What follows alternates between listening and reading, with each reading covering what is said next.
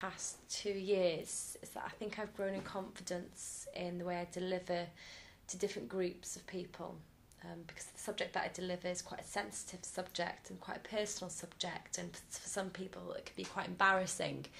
And I think as a teacher, you've got to be able to deliver to those students without feeling embarrassed yourself. So I think talking about boobs and bums and poo and vaginas, it's becoming more and more natural to me. And I think I don't get embarrassed anymore. I feel confident in how I deliver.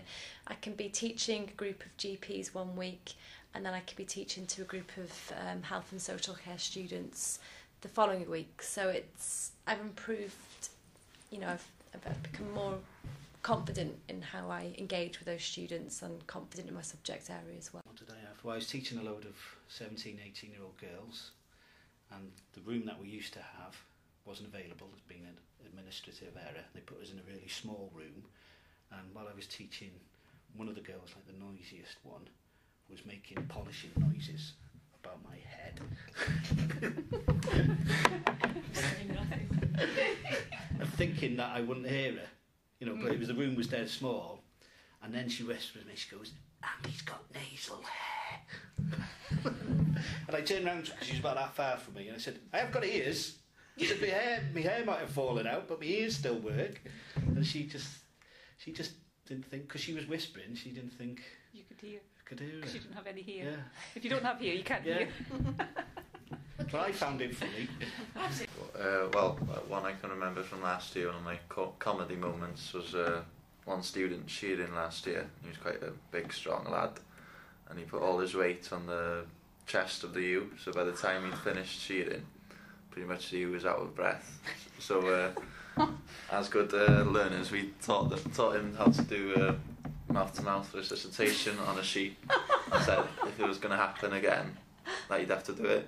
Anyway, about 5-10 minutes later, he finished cheering, and the sheep was just practically flat on the floor, panting for breath.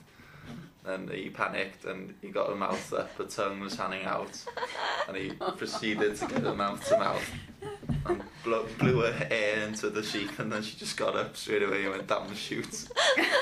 I think, like, when you start teaching, you might watch other people, but you don't really have your own kind of style, and you try to turn into other people that you've watched, and I should be doing it that way, or what I'm doing is wrong. But I think over the last 2 years, I've definitely kind of got my own style and realised it's okay to do it, be yourself, and you don't need to be the same as other teachers. It's all right to do what you want to do and just be yourself when you're teaching, I think. Yeah. I think the students kind of get more familiar with you and get to know you better, rather than trying to be something that you're not when you're teaching. Yeah, and then it becomes more fun, doesn't it? The learning. If you can relax as well. Yeah. Well, this year I've taught a Year 10 class of girls, health and social care, 20 girls of 15, and they're not an easy class to manipulate or teach or get through to. And just after Christmas, one Tuesday mornings when I teach them, I looked up and they were all in group works, and every single child, every single learner were engaged in the activity I'd set for them, and there was a hum around the class, and they were talking to each other and doing the task, and I thought, yes, that's what it's about.